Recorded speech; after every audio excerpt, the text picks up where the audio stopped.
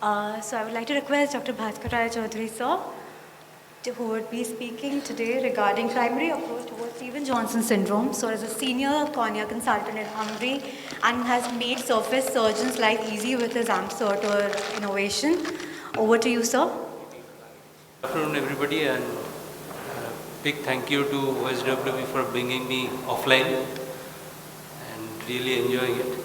So, my topic is management of acute Stevens-Johnson syndrome for general ophthalmologists, and those of you who are associated with government hospitals or multi-speciality hospitals will definitely have a big takeaway from this talk. So we know that acute SJS, the main feature is there is a huge exudation from the ocular surface, fibrinous exudation. There is denudation of the epithelium from all ocular surface, the lids, the conjunctiva and the cornea, sometimes even the lid margins and skin of the lids. There is universal destruction of goblet cells, not only in the eye but in all epithelia. There is destruction of stem cells of the eye, both the palisades of Vogt, which is the limbal stem cells, and the mucocutaneous junction of the lids. So there is a prolonged conjunctival problem as well. Now, SJS ocular features of Stevens-Johnson has been classified by Darren Gregory, who was the first person to do amniotic membrane transplant in Stevens-Johnson syndrome. And what is most important is if there is any defect in the corneal epithelium or if there is more than 1/3 conjunctival denudation of the lids, then the patient must be managed with amniotic membrane transplantation. And in these cases, if you are seeing a Stevens-Johnson syndrome and within 48 hours if you are doing an amniotic membrane transplant, you are changing the life of the patient. Because now with good quality ICU treatment, most of the Stevens-Johnson syndrome patients survive, but the eye set or a baby feeding tube and you put the amniotic membrane on the surface and push the baby feeding tube so that it goes and fills the fornices and holds the amniotic membrane in place. Prochera, the problem of Prochera is that it covers a very small area of the ocular surface, and in Stevens-Johnson, because the lesion is mainly on the undersurface of the lids and on the bulbar conjunctiva, so not having amniotic membrane over there does not help, does not serve the purpose. The other options that we used to do is to wrap the amniotic membrane in a conformer and push it into the eye. Again, the problem is that as you can see in the image, that this part of the central part of the conformer dries up because the tears do not get over there. So if they are not lubricated well and covered with some gel or ointment, then it is very likely that the cornea will desiccate and get infected over there, because corneal infections are a very high risk in Stevens-Johnson patients in the ICU. So we felt the need that so that we could have an easy method of insertion of the amniotic membrane. So those of you who have seen a Stevens-Johnson patient, you know that it is extremely difficult to do a sutured amniotic membrane in a patient like this, whose skin is sloughing out, whose eye is bleeding, and you cannot give general anesthesia because of the systemic condition. So it is really a back-breaking and a very difficult job for both the surgeon and the patient. So we were a small group of people who were doing amniotic membranes because we were working in a multi-speciality hospital at that time, and we used to get call, and we felt that we used to try out and find out excuses of not doing amniotic membrane transplant in these patients. But when we read Gregory's paper that this can be life-changing for the patient, so we decided that we must develop some device which can be used to easily insert the amniotic membrane into the eye. So we went through several design iterations, and finally what we ended up developing is called the AMCerter, and it is now manufactured and sold by Orolab, and it is quite affordable. So the basic funda of this device is to have two rings which snap fit into each other, and this is what they look in reality. So there are two rings. The lower ring has got a notch onto which the upper ring snap fits. So you can attach the amniotic membrane in between these two layers like this. So you slide the lower ring below the amniotic membrane and you put the top ring above the amniotic membrane and you press with two forceps and it will snap fit and it will become like a contact lens which you can hold and put it into the eye.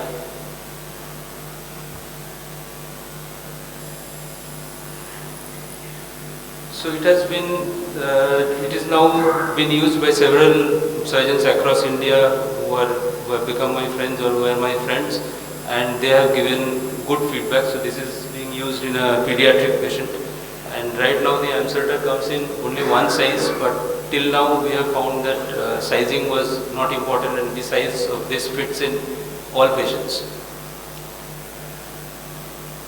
So the results are very encouraging. This was the first patient, and you can see how dramatically the eye quietens and the epithelium heals, and symblepharon and lid margin damage can be avoided if this is done in time. So it has also been used in chemical injuries of the eye extensively, and with good results. It has been used in chemical injuries resulting in a large corneal defect, as you can see. So the basic advantage of the Amcerta is that its elliptical design conforms to the shape of the fornices and it goes right up to the fornix and the fornix holds it over there. This ring is slightly deformable so that different sizes of fornices are accommodated. So if it is a smaller eye, it will just compress and it will become elliptically longer. You can mount more than one layer of descent amniotic membrane, which is very difficult to do in conventional sutured membranes because the membrane keeps sliding, it is not taut. And we can apply glue on the undersurface and put it in, but usually it is not required. So this is a small Then you could easily have a couple different sizes and James probably was account for referred everything. to. And that would make my work even faster because I wouldn't have to do heavy tubing. We could just take our sheet and do exactly as we're doing. It would probably take 10 minutes an eye, literally, to make the K-Pro. And I think that's important because one of the problems is people say, oh, I have to go to the hospital. It's going to take so long, so much time away from the rest of the things that I have to do. I'm taking care. So that is the key factor. One of the main reasons for amniotic membrane not getting done in such moribund patients is the difficulty and the time that it takes to do an amniotic membrane on the bedside under topical anesthesia. It is very, very difficult, it's almost impossible. So the uses of Amcerta rather than Stevens-Johnson syndrome is most importantly acute chemical injuries. Again, in this situation also it is a game changer. And in difficult ocular surface reconstructions where you need a lot of amniotic membrane, and in recurrent pterygia with symblepharon. So this is a patient who had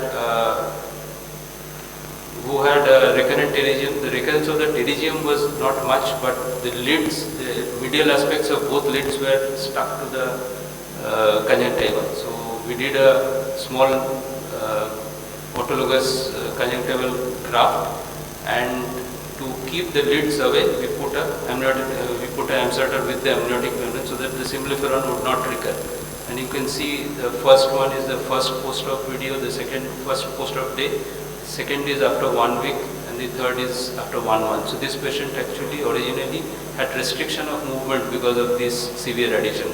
And using the amniotic membrane with the inserter actually changed the outcome. So we do not end over here. It is not enough to have a device and know that it can be done. What is most important, the second most important reason for this patient going into chronicity, Stevens-Johnson patient becoming chronic Stevens-Johnson syndrome patient, is because the ophthalmologist doesn't get the call in the right time. Because most of the dermatologists and the intensivists who work in the ICU, they are so concerned about saving the life of the patient that the call to the ophthalmologist doesn't happen.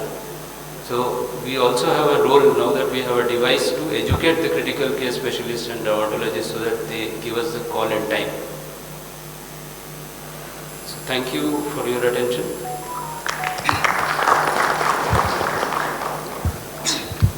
Thank you, sir, for such a nice explanation. And I will request our panelists if they can explain some. Sir, very beautiful device. From where can we procure it? It is available from Orolab. You can get in touch with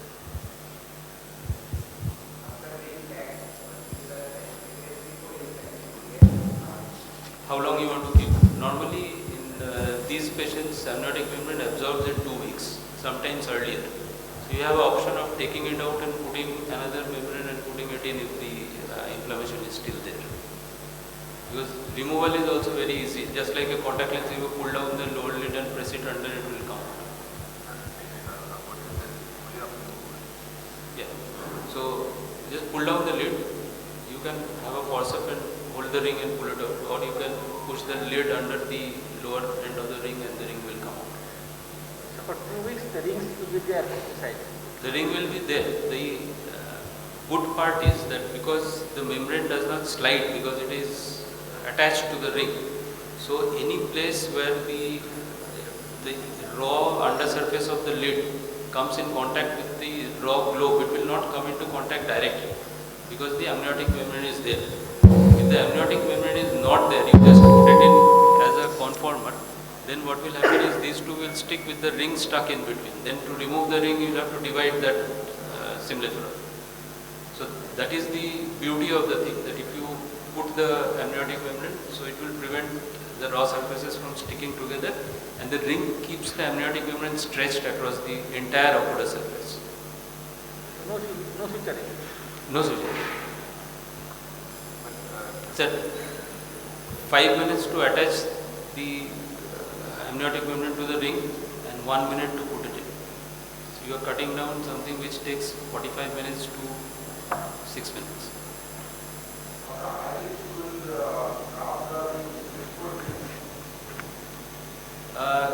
Because it is going into the fornix, there is not much movement of the fornix when the eye is blinking. So the exposed part of the ring is right in the fornix. You can put any medicine that you want, lubricants, steroids have to be given, antibiotics also. Because normally also when you put the amniotic membrane by suturing or by using fibrin glue, you give the drops from on top of the amniotic membrane and it absorbs, because ultimately it's a basement membrane. Where from we will get the amniotic membrane? Archana. I get it from Archana. Okay. And it is not expensive. They give good quality amniotic membrane, freshly prepared. The ring is also not expensive. We had asked Orolab to keep the prices down. We did not take any royalty from Orolab because we wanted the patients to get it for a lower cost. So the rings cost 1,500 rupees. And what is the cost of amniotic membrane? 1,200 rupees. So Now we have to contact whom? Archana or Orolab? Archana for the membrane, and you can contact me for the rings. Okay. Or Orolab. Eh? You tell, you know, you have used. What is the cost? Koto? $150. One page. Just after you put that in, will not have very difficulty in closing the leads or anything, any foreign body sensation? No, if you saw that pterygium patient, if you put it, No, pterygium is different, na? Steven Johnson is different, you know? but the fornix size is the same. You are creating the fornix by pushing in the thing. That is why it has to be done early. You cannot use amniotic membrane in a, let's say, a cicatrizing conjunctivitis in which the fornix is shallow. Neither is it indicated, nor will you be able to put in the ring. But on a standard size, acutely inflamed eye, it will go in. Thank you. So we are moving on to our next presentation by Dr. John Sharkar.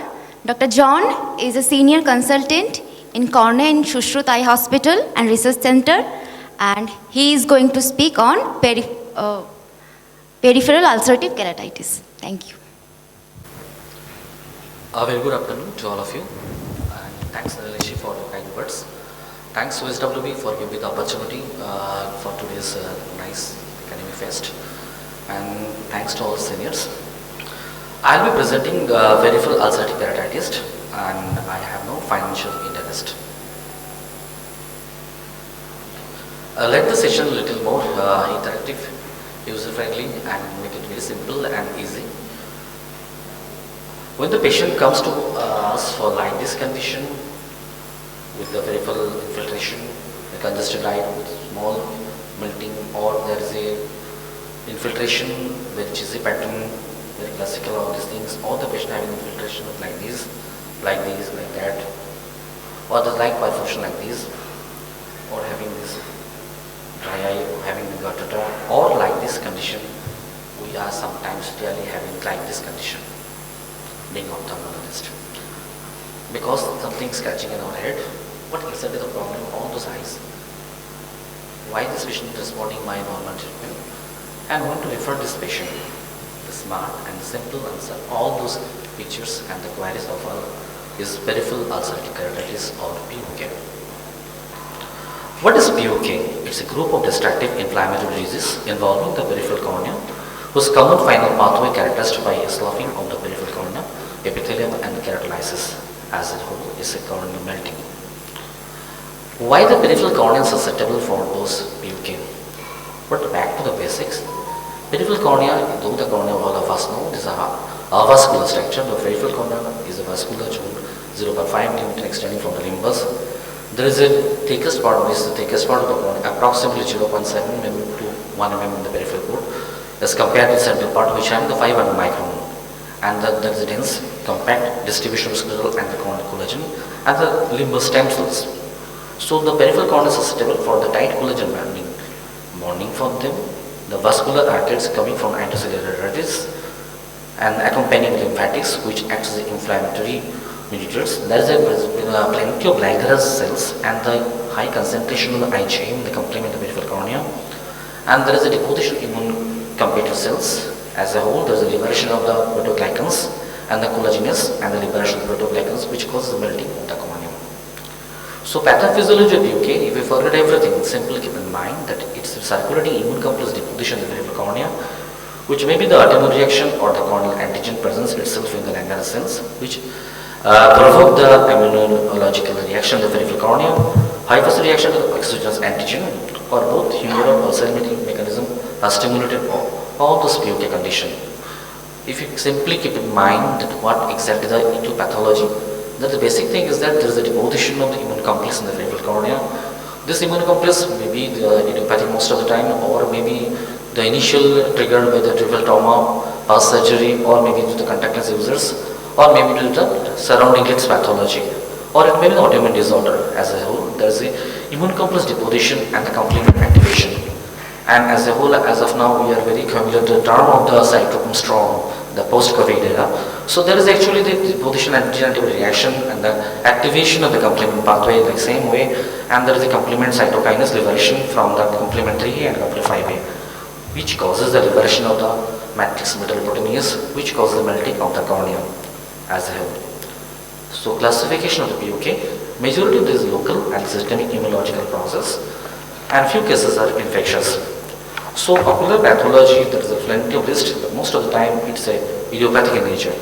The common conditions of the PUK which we here encounter during day-to-day practice is the Moran's one, acne rosacea, traumatic one, or the marginal keratitis. Among the infectious, we encounter frequently in the bacterial streptococcus, HSV or HID, already covered by my previous speaker, Aditya. And what is the systemic association? Whenever the PUK patient comes to us, we should be keeping knowledge or mind that whether the underlying autoimmune disorder is there or not. So you have to be keeping loops that non-infectious disease, which is most of the time associated with vasculitis, which always look for the rheumatoid arthritis and associated vasculitis, vaginal granulomatosis, or sometimes SLE and the giant cell arthritis, keep in mind. And in other systemic autoimmune disorder like Sjogren's syndrome, always you have to be search for the retrospectively. And among the infectious cytology, which commonly we encounter is gonorrhea, bacterial tuberculosis, bacterial one, staphylococcus, streptococcus, exotoxin liberation, which causes your PUK like things, and varicella zoster and herpes one, which sometimes present the PUK of the specific entity. But the ocular manifestation in all those patients, most of the time there is no non-specific presentation. They having the foreign body sensation of buttoning pain and photophobia, which we are normally encountered during our day-to-day practice, peripheral erosion and ulceration. Pain in severe cases often associated with scleritis. Pain without any scleral involvement, we suspect of the Moran's one. And sometimes the patient comes with a decreased vision because of the tint infiltration, ulceration, or they have the previous, most of the time the gutter formation, they cause the scarring and they cause irregular astigmatism. If it is associated with the indolent ulcer and the vascularization, the drop of vision is due to, most of the time due to the severe profound visual impairment. In the severe cases we found it due to the scarring of the previous related or multiple recurrent attack of the PUK. So what we will get in the slit lamp examination by microscopy? We may get this type of features like this. We can see the central infiltration, the large epithelial defects, the thinning is there. And we can get the very classical, this type of staphylococcus infiltration. This is a very classical cheesy pattern of infiltration, and the overlying epithelial defect very smaller as compared to subepithelial infiltration. And always you suspect for the lead and definitely examine the leads whenever you get these things. If you do the scraping most of the time comes to staph aureus, culture is negative for those patients, or it may sometimes come like this condition with the resolving one having the vascularization, or patient comes like this condition with normal leads, then you suspect some autoimmune disorder. Or sometimes the patient comes with the peripheral, this is the one of the herpes zoster, your PUK, having the dendrites like these features. Or the patient comes like this condition, a PUK, having the, you are suspecting some terrestrialis cornea. You can see this thing, we can see there's infiltration, and if you do the fluorescence staining, which is available for all of us, you can see this is almost, there is a diffuse staining pattern with 333, which I learned from my teacher, Mona madam. And there's definitely, if you look for this thing, which you learned from the ma'ams, that you have to always look for the TR meniscus. When you were suspecting these things, definitely if you see there's a TR meniscus, the size is definitely reduced. So in those cases, retrospective, we have to think for the patient having the any autoimmune disorder, specifically RA, or your Sjogren is there or not. This is one of the patient presentation, the bilateral same type infiltration is there. And there is no any lids pathology, there is no any, all the autoimmune workup is negative, but it has persistent on and off recurrent. This is type of the PUK is there. I will just during the treatment part, I will just reveal the mystery of this patient. It's sometimes the patient present like this gutter-like presentation with or without epithelial defects, and sometimes this is very classical. By closing our eye, we can see this is definitely the Moran's patient. This is one of the leading cause of the PUK. This you can see the very classical features of Moran's is that they have a circumferential distribution with acid sloughing is there, like a leading edge towards the central part of the cornea, and sometimes it progresses circumferential into the whole cornea. This is another patient of Moran's, and this is a small infiltrate there, as you can see, gutter is there, and this is another patient of Moran's sequelae. Or sometimes the patient comes like this condition. Not only the lids are healthy, but the patient has small central or paracentral perforation is there. And if you see this thing, this patient, the picture is not that much good quality, but this patient has the dry eyes. And at this time, some the patient comes with this peripheral perforation with infiltration. We are suspecting some of the secondary infection of this patient, or they may come or landed up in your body like this large perforation. Or sometimes like this, peripheral infiltration.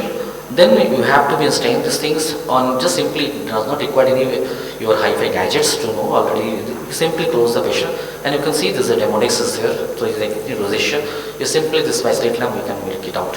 So this is the sequelae of the PUK or the retinal rosacea. Or sometimes the patient comes with the PUK with a long chronic red eye, and you can see the landed off. He had a history of the foreign body, something, and he went to local pharmacy using some of the eye drops. You can see these things in the picture. There is actually the broken wings of the insects is there, and he's putting the drop for the last 1 month with persistent foreign body sensation. When he came to us, we just did this, remove the foreign body, give him the steroids, and ultimately this is the immediate picture of this patient, and he is doing absolutely okay. Or sometimes patient come like this condition with the peripheral thinning and with silvery derision, and definitely then you suspect for that maybe we are dealing with the terrain degeneration.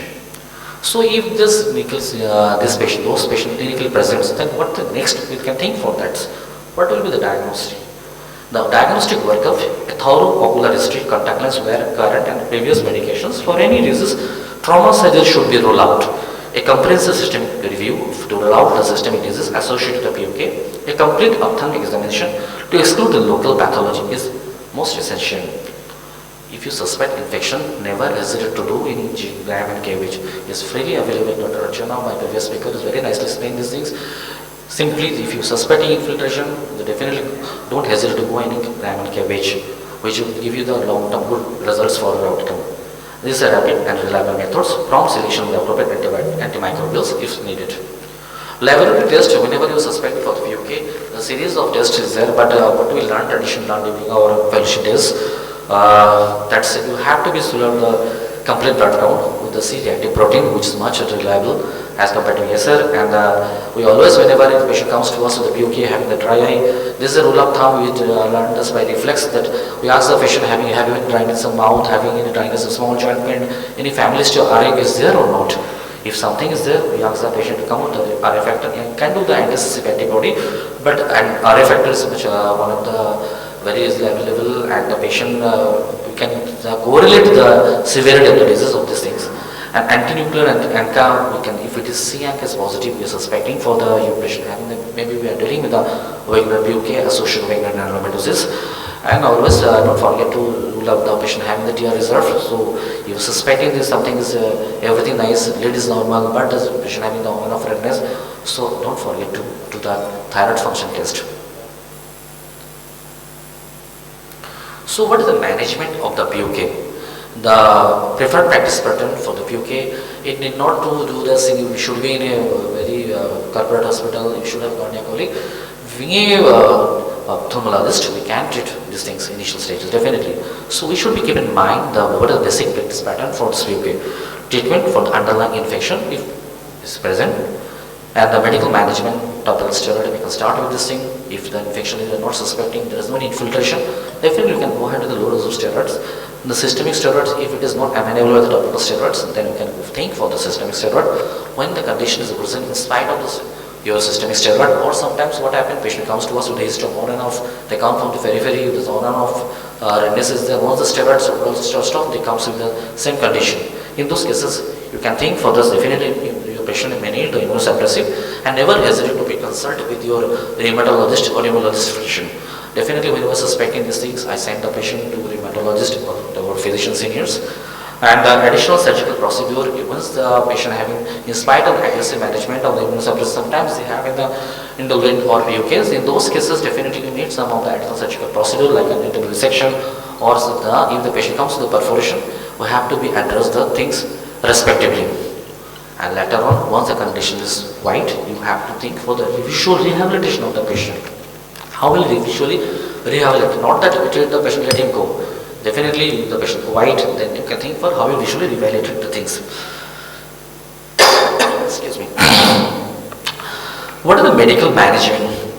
Antimicrobials, if infection is there, we have to give the respective antimicrobial. Prophylactic topical antibiotics is given whenever we are suspecting because of this thing's infection, and as a lubrication, lots of lubrication with the preservative free. Eye should be moist. This is because this is not only the reduce the bulk of the inflammatory mediators, and the eye definitely eye will be white and patient symptomless, and it should be preservative free, and which cause the dilute the effect of the inflammatory cytokines in the procure and the tear film. Cycloplegic, whenever we are suspecting the patient having the whenever we are suspecting the patient having the anti-uveitis or uveitic component, you don't hesitate to put any your cycloplegic, but please don't put the cyclopentolate. It's a pro-uveitic, it's a preferable practice pattern. We prefer the patient omatropine. AGM, if you are suspecting impending perforation or previous on and off attack, having the patient adrenal glaucoma earlier, and if you are suspecting the patient having the glaucoma related issues are there, or you can check by tonopin if you have the availability, definitely don't hesitate to put the patient having the AGM. And the topical cyclosporin, sometimes definitely you are suspecting to steroid spell something for the long run, you can think for that. Excuse me. Topical corticosteroid, considered as an initial therapy in the milder or unilateral cases, useful in the mild cases of rheumatoid arthritis associated with PUK. Initially we start with the loteprednol low dose 0.2%, or you can think for the fluoromethanol, fluoromethanol 0.1%, and low dose low strength of prednisone acetate 0.5%, or you can in case of your Murens or clinical diagnosis, definitely we can give with the 1% prednisone acetate also. Systemic, systemic collagenous inhibitor. Definitely, we can think for the systemic collagenous inhibitor where it has two roles. It reduces the local inflammatory, definitely improve the hygiene of the lid's hygiene, as well as it has a anti-collagenous effects, and which improve the melting of the prostaglandins. And whenever you are dealing with the kids, don't give the doxycycline. Think for the azithromycin or erythromycin, and it's really nicely working. I have a kid who earlier used to come in Kolkata when I was in Chennai. Then since the follow-up, I still remember the name. They used to come from Uttarakhand. So this boy initially coming on and off redness, and simply we can find out the patient boy having mainly the pruritus related to things recurrent. Okay, we simply improve the mother, teach the mother how to improve the hygiene, 1 or 2 episodes of oral azithromycin, and simply now he is without steroid, we simply using the pregnant drops, and he is absolutely okay. So systemic corticosteroid oral prednisolone, we can think for the 1 mg per kg per day, a very commonly management of the more severe cases of the POK, and it can be studied in the peripheral practice also. And if there is any progression, those patients may need the IV methylprednisolone. In those cases, definitely you are suspecting the patient needs your the subspecialty care. So you can think for the refer the patient to your colleagues. Corticosteroid alone may be inadequate to control the progression of the ocular disease. A prolonged use of corticosteroid, you should keep in mind the side effects of the corticosteroids, because sometimes most of the time we deal with the patient come from the peripheral, even some of the multi-specialty hospital also, they do the oral steroid, come on and off, patient 3 months okay, no this stop, steroid stop.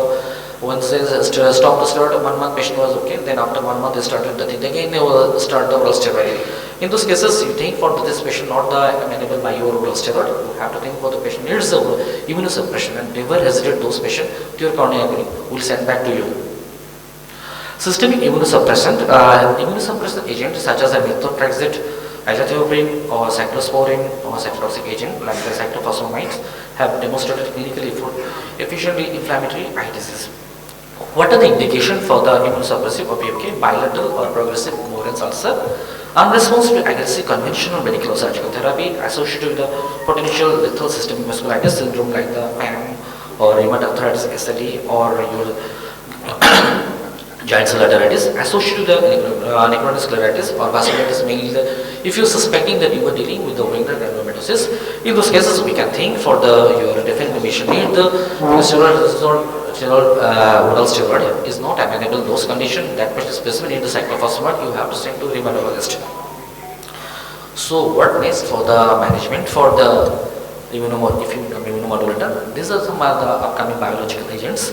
Anti-TNF, we can get infliximab for rheumatoid arthritis, adalimumab for the Wegener granulomatosis, or anti-basal or anti-USCG22, which rituximab, which is upcoming. We can give the Wegener granulomatosis and are efficient, but it's a cost effect, it should be considered in mind.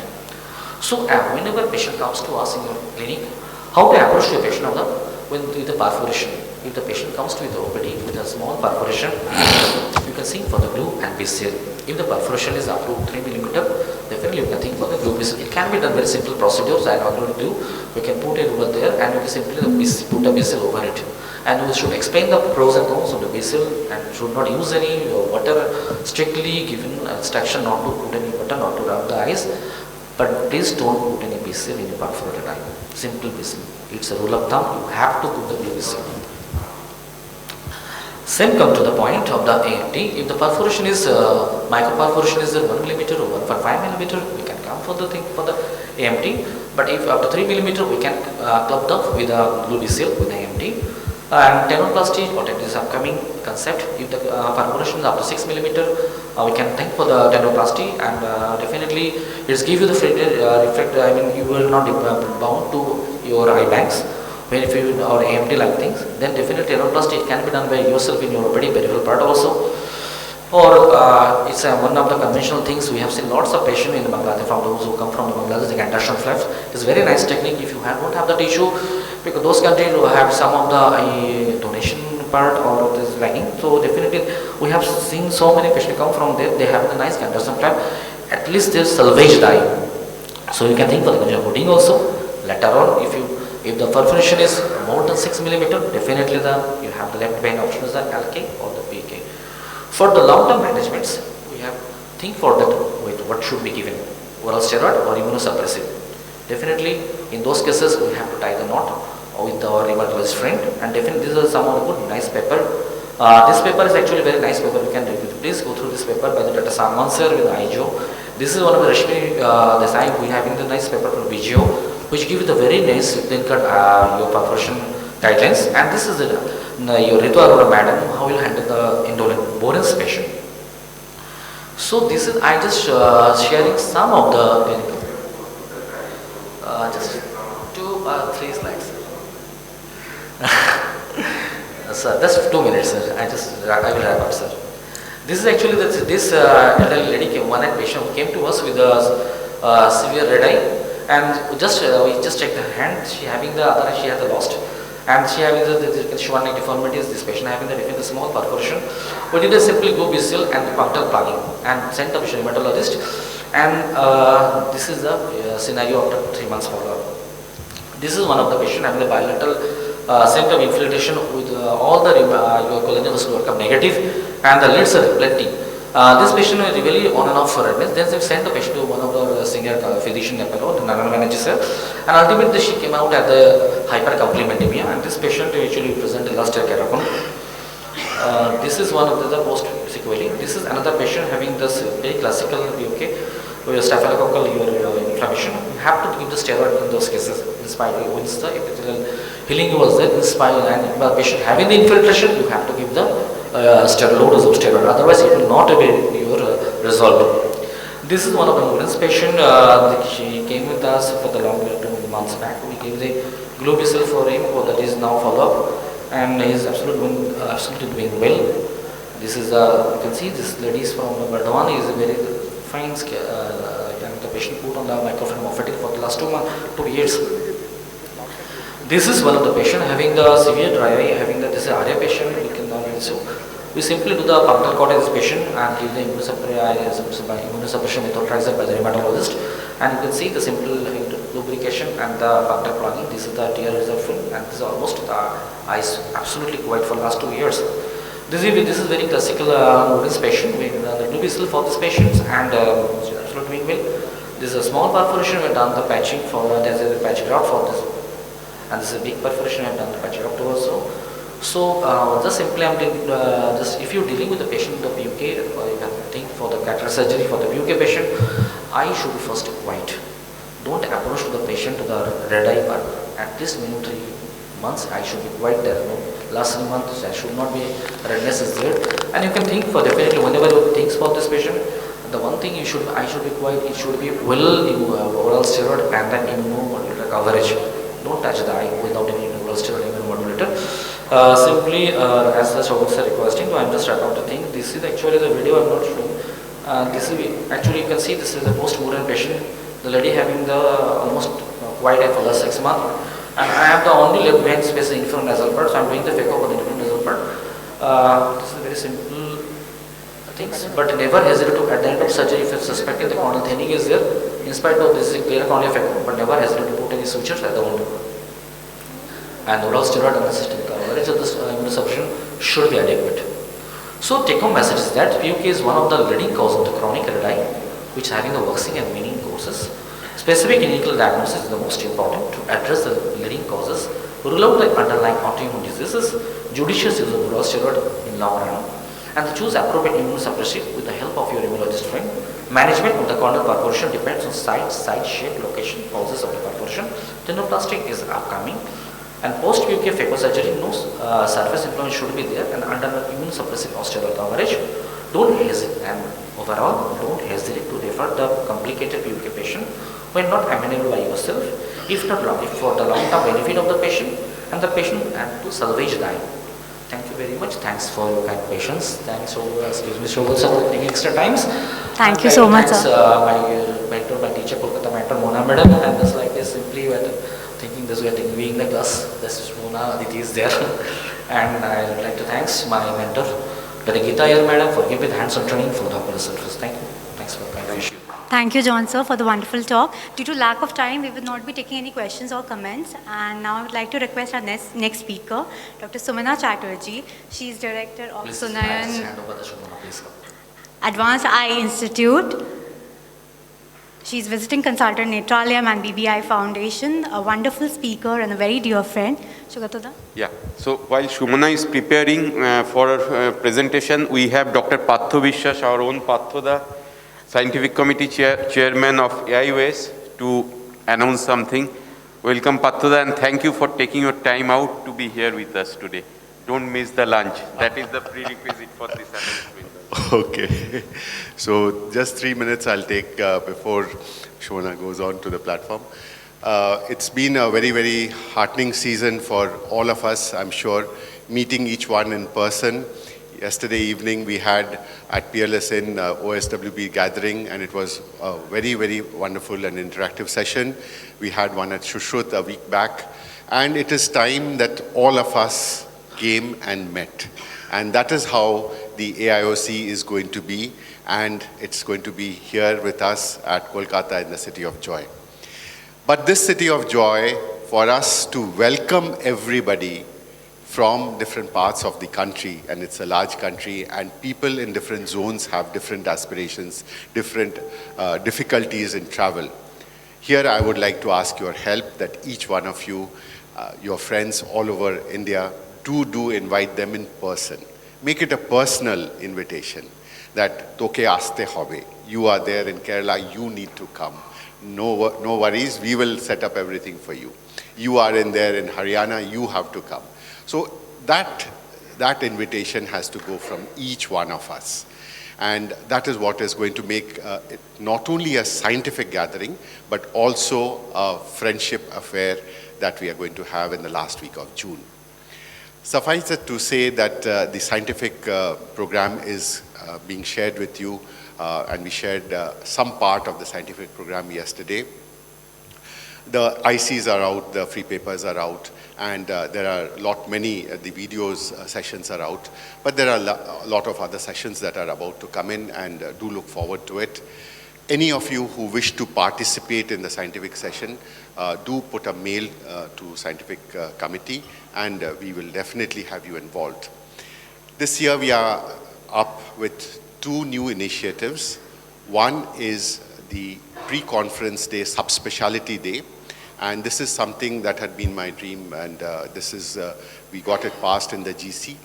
And there would be one dedicated hall between 12 and 6 to each subspecialty: cornea, glaucoma, uvea, neuro-ophthalm, pediatrics, refractive. And the subspecialty target audience is not subspecialists. No, a cornea session is not going to be meant for Tuhin, Shomurda, people like that. But it is going to be meant for each one of us who do not know cornea. When we are in trouble with a bad cataract and it's there's a Descemet's tear, what am I to do? So it's for us, comprehensive ophthalmologists, that this subspecialty day is aimed. So we would be forming the program of the subspecialty day, and any of you who are interested, do put in a mail.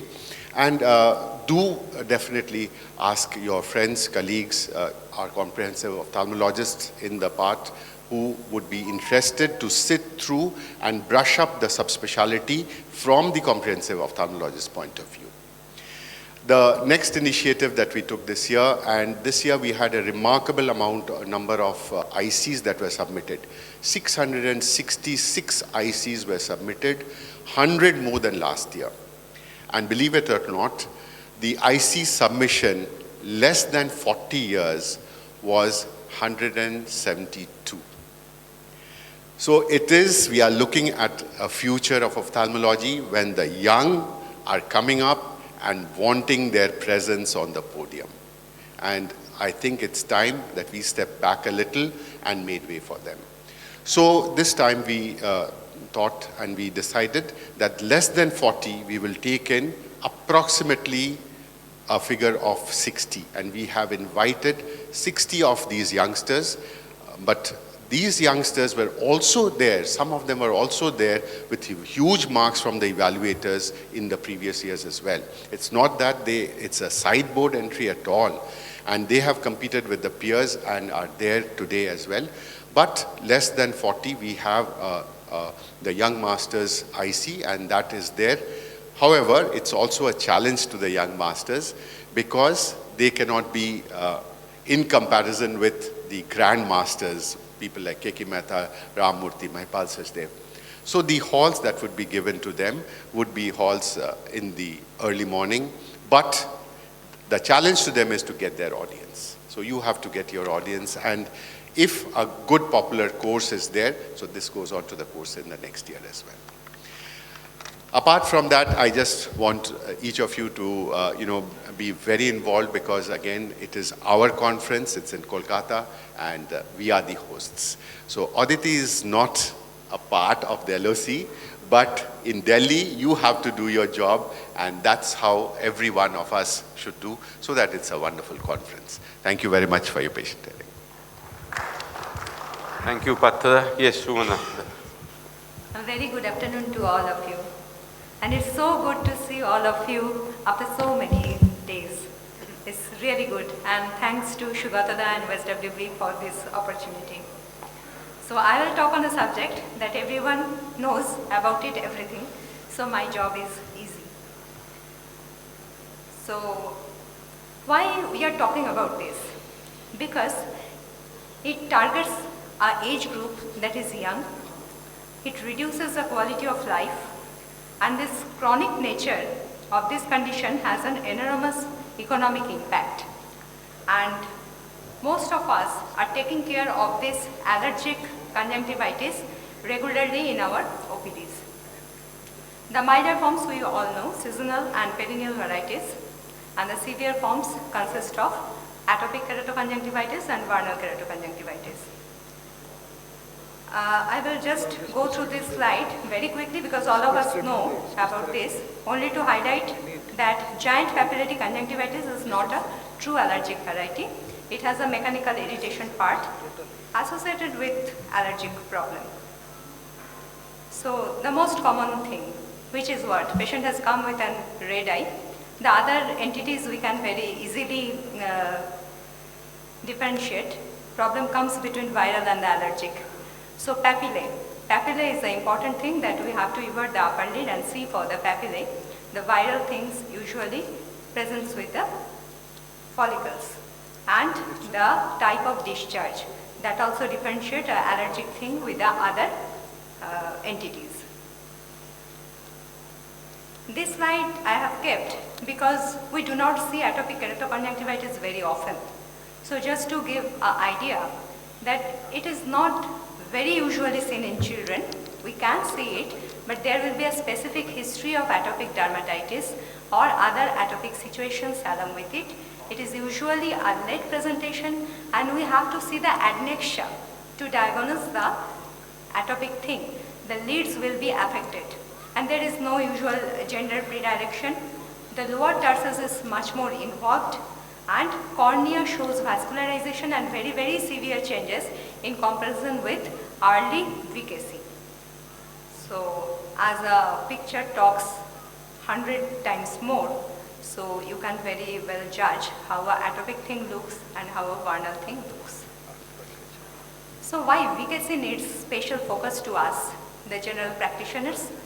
Because very importantly, the choice of medication vary greatly for the same severity of the disease from physician to physician. This is a fact we see in everyday practice. There is inadequate counseling, unrealistic expectations from the parents of the child, overuse, misuse and self-use of steroids that lead to catastrophe and steroid-related complications. So what we need to remember is the periodicity of the disease. This is something that we need to ask from the patients.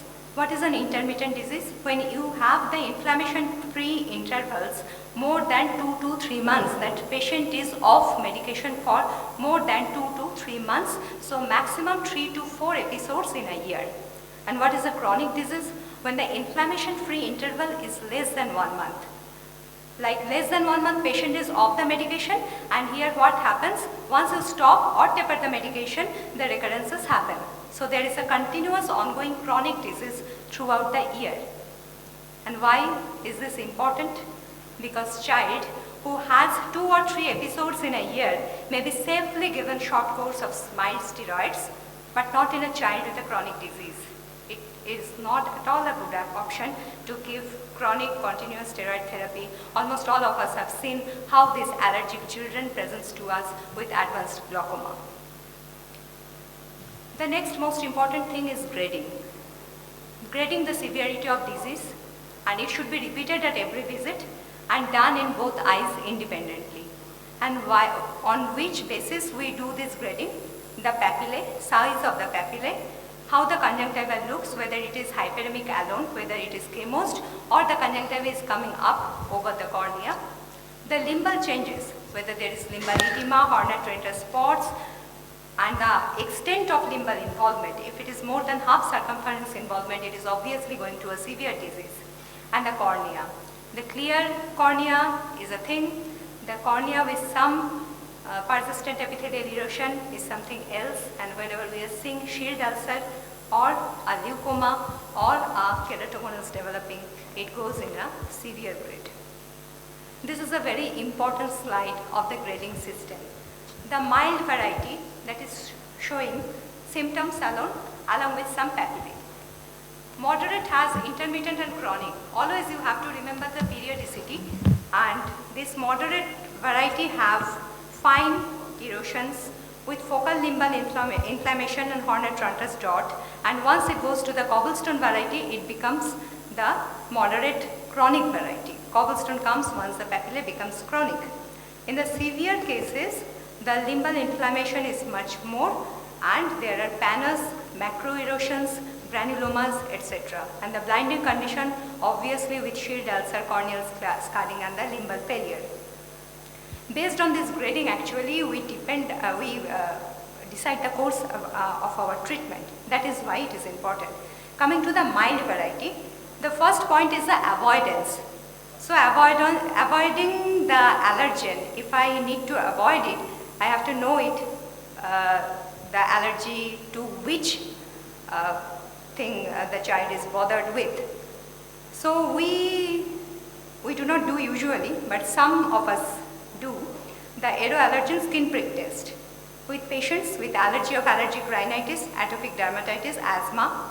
We can do serum specific IgE measurement. All of this we can do, but what I want to highlight, it doesn't always correlate with allergic sensitization of the ocular surface.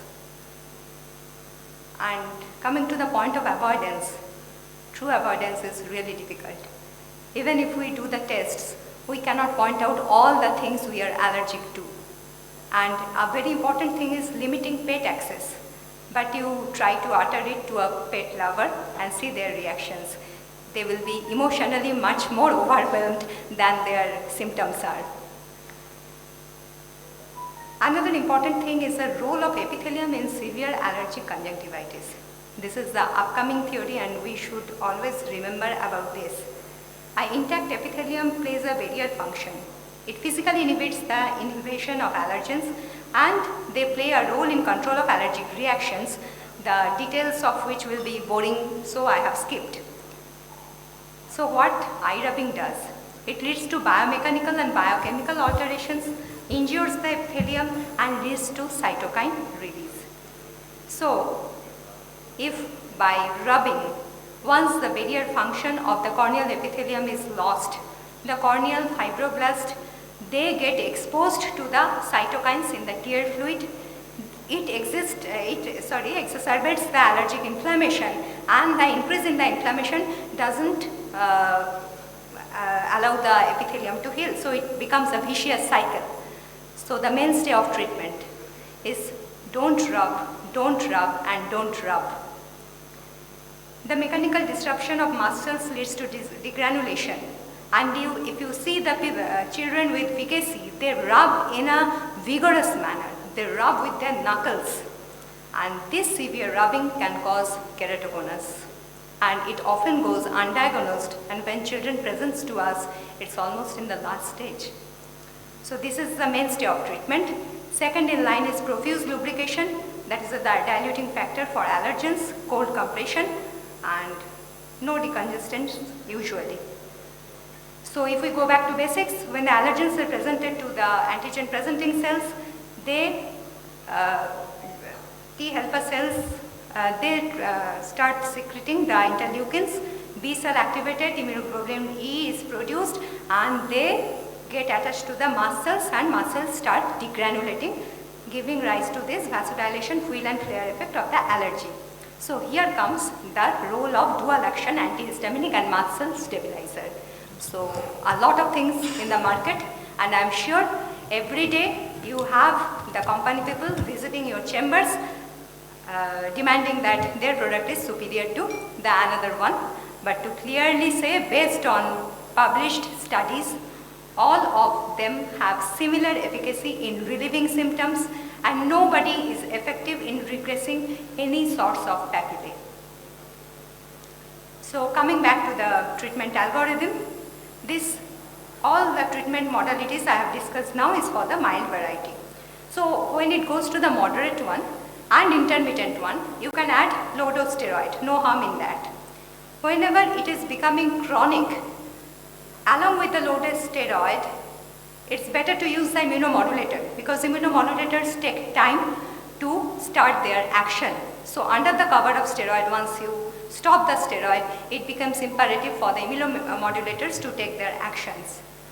In case of the severe variety, comes a role of much more potent steroid along with the immunomodulators, and as the cases may be, the surgical interventions, I am not going into details of those. And in blinding severe condition, there is also the role of systemic immunosuppressive therapy, that we cornea people also take the help of the immunologists or the people who deals with these things regularly. So I will not tell anybody to start or to remember this therapy for the allergies we see in our clinic. So the most catchy slide is when to see a cornea person. For the chronic, severe and blinding categories, it's better not to deal atopic keratoconjunctivitis. Shield ulcer of these sorts, which require surgical intervention for the tarsal papillae also, and for the ulcer itself also, it is better to refer to a cornea person. The keratoconus presenting with severe variety, it's better not to handle it yourselves, and when there is a limbal involvement. Because we have armamentarium of therapies for bad limbal involvements presently. We can do limbal transplantation for quiescent cases. We have scleral contact lenses to deal with, but it's better to keep the judgment for the people who deals with them regularly. Thank you so much. Thank you so much for your patient hearing. Thank you, ma'am, for the nice presentation. I would request our last speaker of the session, Dr. Bhaskar Roy Chaudhary, and he is going to speak on Indian clinical study results and key differentiators in dry eye. Sir, please. So now we are going to earn our lunch. So we all know that dry eye is a burning problem, literally. The eye burns and it's a burning problem.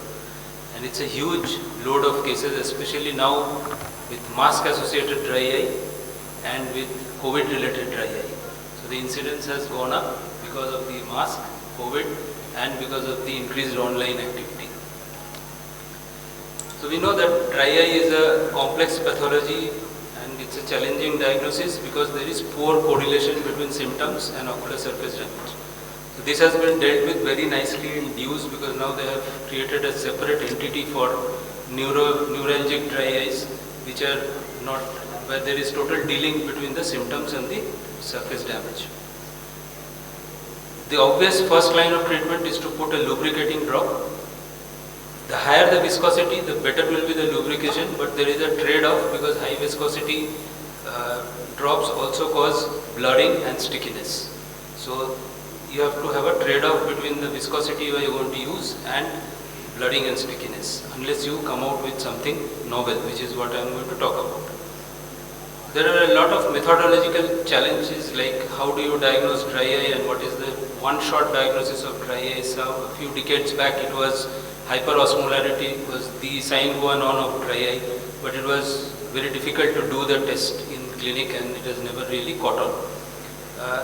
Now some people are talking about an epithelial irregularity factor, which is the new boy on the block, and we will be talking a little about that.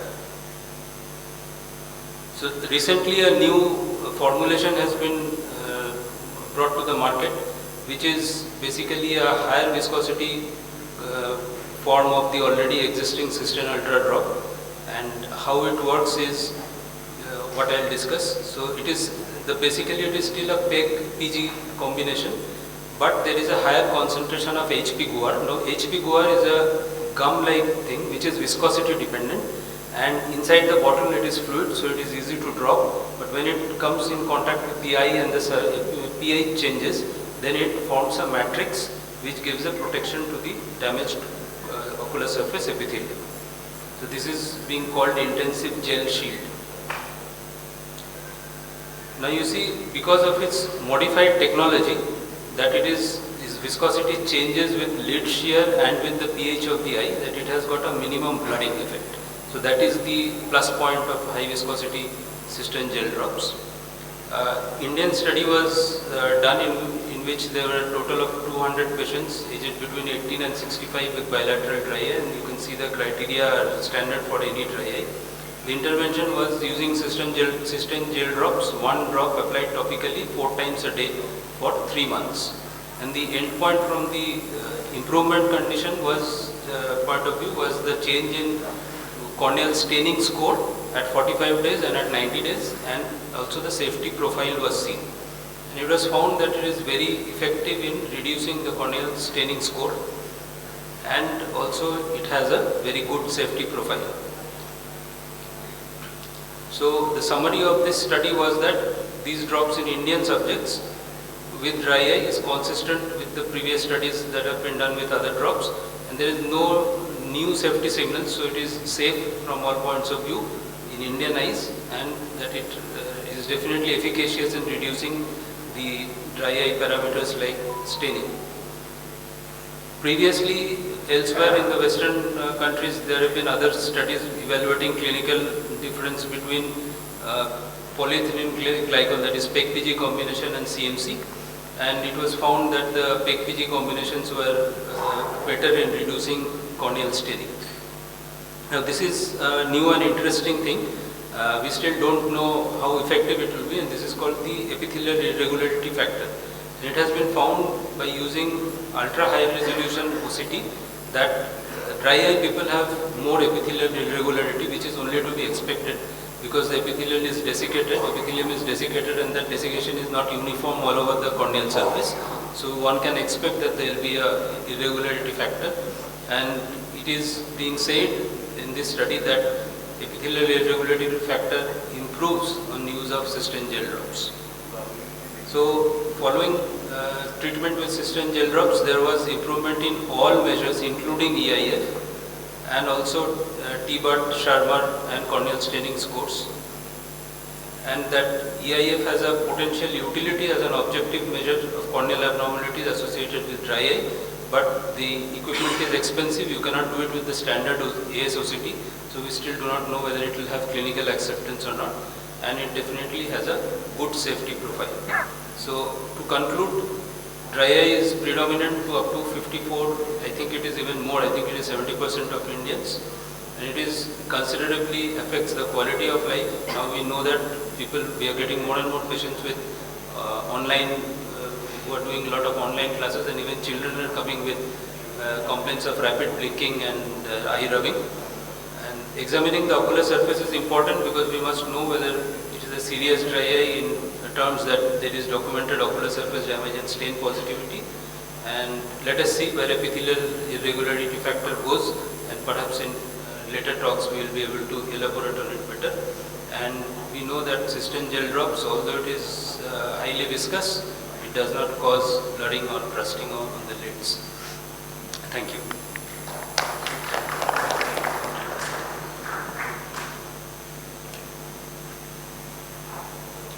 There are no questions. You can go for lunch. Thanks a lot, sir. So no questions.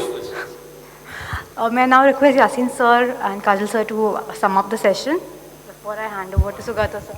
I have one question. Sorry. As this meeting is sponsored by Cystangel, which is by Alcon, which is something new for us, the comprehensive ophthalmologists. So, if you or Bhaskar can just enlighten which sort of patient will be. Yeah.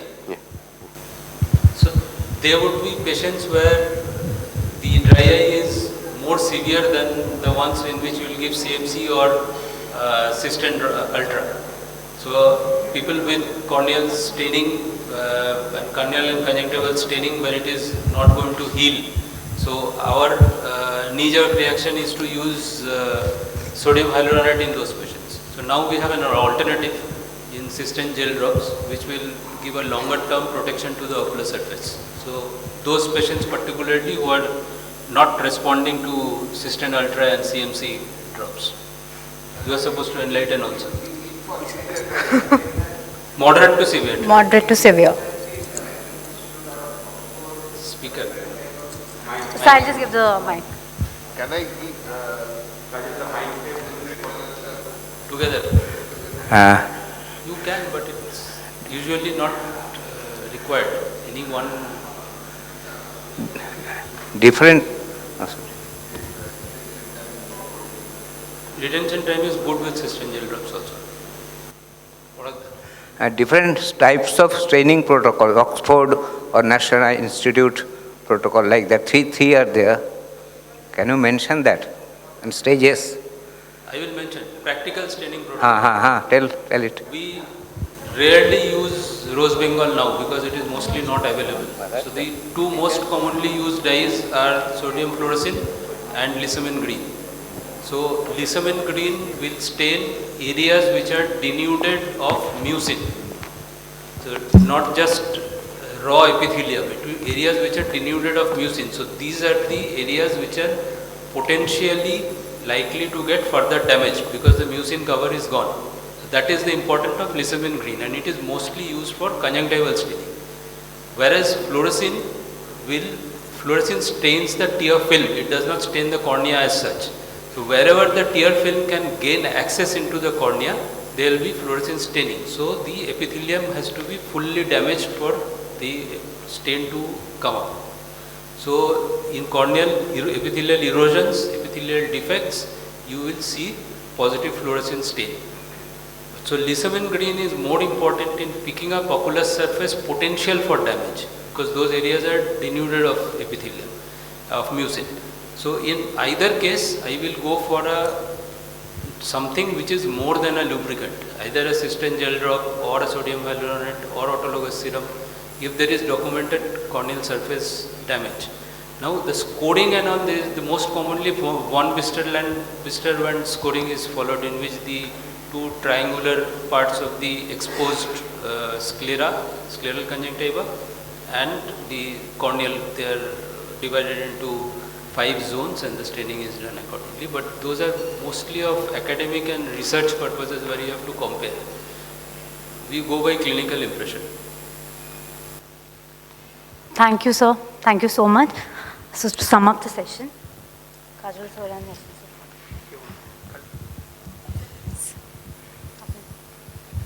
Thank you all for this nice interactive session. Thank you to the panelists, thank you to the orators, thank you everyone. Okay.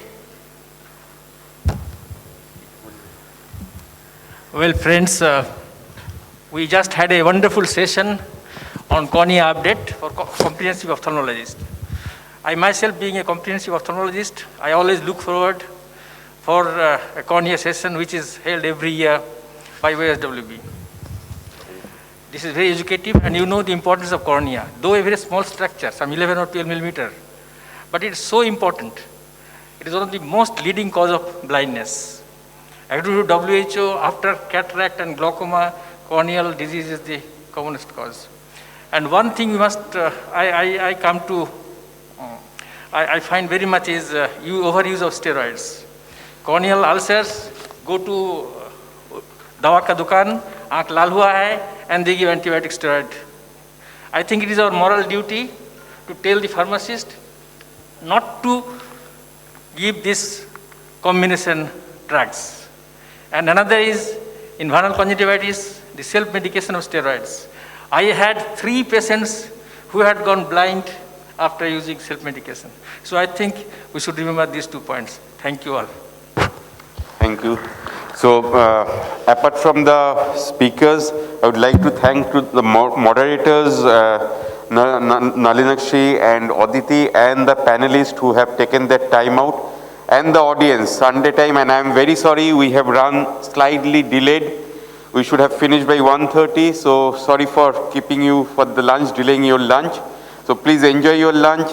Also thanks to Alcon for sponsoring the program, and the audiovisual team, Giri, Shogato, for doing the recording and doing this beautiful screen. And thank you ITC, but real thank to the ITC will be only after if we see the lunch is good. So please enjoy your lunch. Thank you. So Apurbo has done, he is always there working hard.